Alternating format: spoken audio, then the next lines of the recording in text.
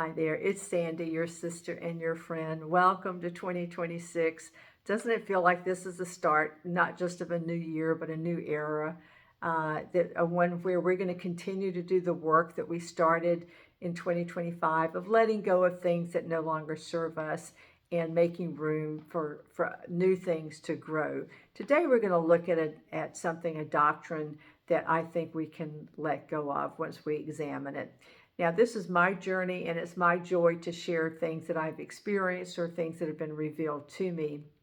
There was something that happened in a theta waking stage in 2025 where I felt like there were three things revealed to me. I want to share them real quickly because I think they're going to have relevance for us in this 2026.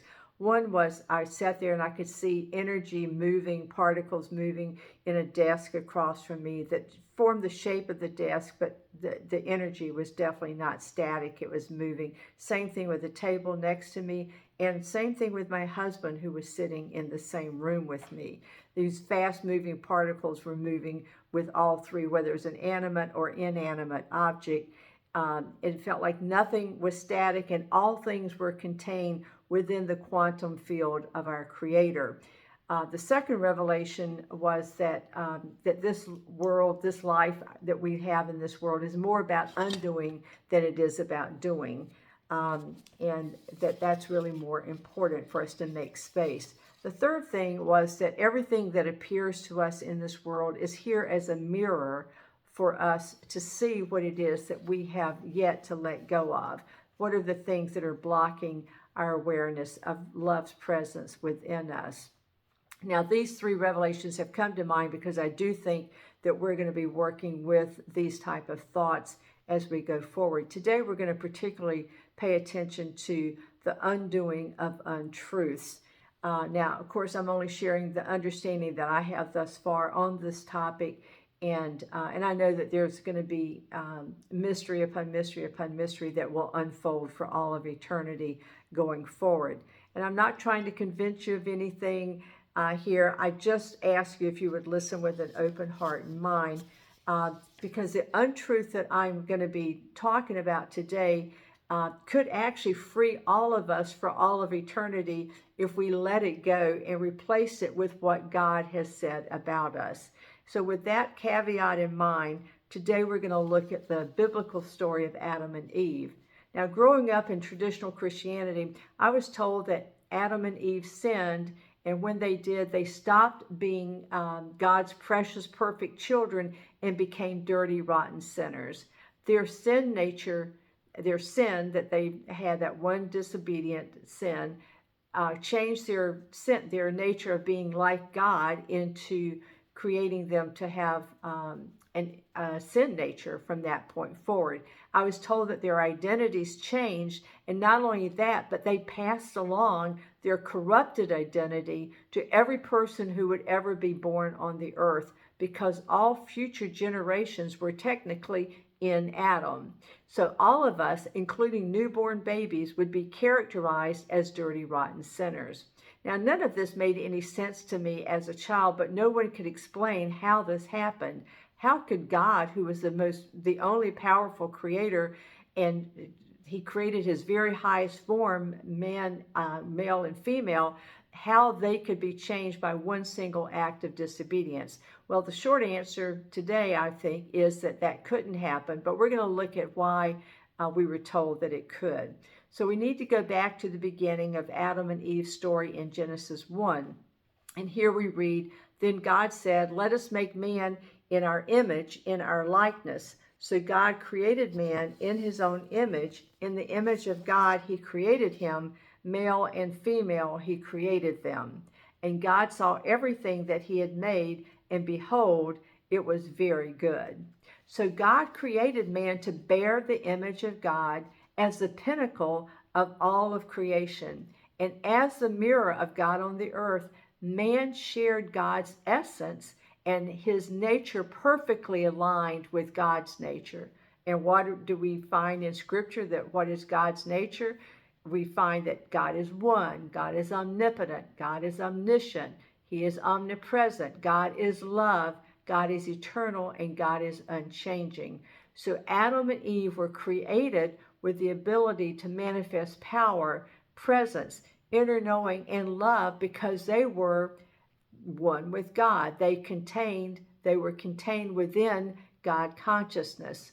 So they were eternal and unchanging, just like God. So how did we get from being a reflection of God to a doctrine of original sin, which caused us to be dirty, rotten sinners? Well, if we just do a quick internet search, which is what I did, we'll find that the doctrine of original sin and the corollary concept of being dirty, rotten sinners began around the 3rd century with Augustine of Hippo. And here's a quick summary of what I found. The concept of being dirty, rotten sinners is primarily rooted in Christian theology, particularly the doctrine of original sin, which teaches that all humans are inherently sinful from birth due to the fall of Adam and Eve. This idea was significantly shaped by early church father Augustine of Hippo, who lived from 354 to 430. Augustine argued that Adam's sin damaged human nature itself, and because all humanity was in Adam when he sinned, all inherit both the guilt and corrupt nature of that sin. So Augustine's opinions were influenced by his personal struggles with sexuality and his rejection of his past sinful life. Over time, the language of being dirty and rotten became a device in evangelical circles to condemn human depravity and underscore the need for salvation. So Augustine's theology of original sin took root in mainstream Christianity after he was victorious over another monk named Pelagius, who was also in the 5th century, who taught against inherited guilt and corruption from Adam. So you see, this wasn't universally accepted, but Augustine's theology was adopted by the church councils of Carthage and the Council of Orange in the 400s and 500s, which officially condemned the other view, the Pelagius' view, and affirmed Augustine's view that original sin is transmitted to all humans. Later Protestant reformers in the 16th century, like Luther and Calvin, revived Augustine's teachings, embedding them deeper, even more deeply, into Western Christian theology. So it's startling to me that the idea of original sin that corrupted all of mankind was adopted by the church in spite of the fact that it wasn't taught by Jesus or the 12 disciples who walked with him. Rather than teaching that we're all dirty, rotten sinners, Jesus taught that we're the light of the world, the salt of the earth, and that we can be perfect as our Heavenly Father is perfect. As a matter of fact, in his priestly prayer in John chapter 17, Jesus asked the Father to help us know that we're one with him, just as Jesus knew that he was one with the Father. Jesus knew that we were created as eternal image bearers of God and that we could never lose our true identity. We are and would always be worthy because God declares us to be worthy. Our righteousness always depended on our oneness with God. We cannot and could not change our essence from God's nature to a sin nature, but we could forget who we truly are. Now, Course in Miracles makes it clear that nothing has ever changed God's perfect creation. In Lesson 1-2 in the Course's workbook, we read this. The main idea in this lesson is, I am as God created me. The Course says, this one thought would be enough to save you and the world if you believed that it is true. Its truth would mean that you have made no changes in yourself which have reality, nor changed the universe so that what God created was replaced by fear and evil, misery and death. If you remain as God created you, fear has no meaning, evil is not real, and misery and death do not exist. This is wonderful. If you remain as God created you, appearances cannot replace the truth, health cannot turn to sickness, nor can death be substitute for life or fear for love. All this has not occurred if you remain as God created you. You need no thought but just this one to let redemption come to light the world and free it from the past. I am as God created me. The healing power of this idea is limitless.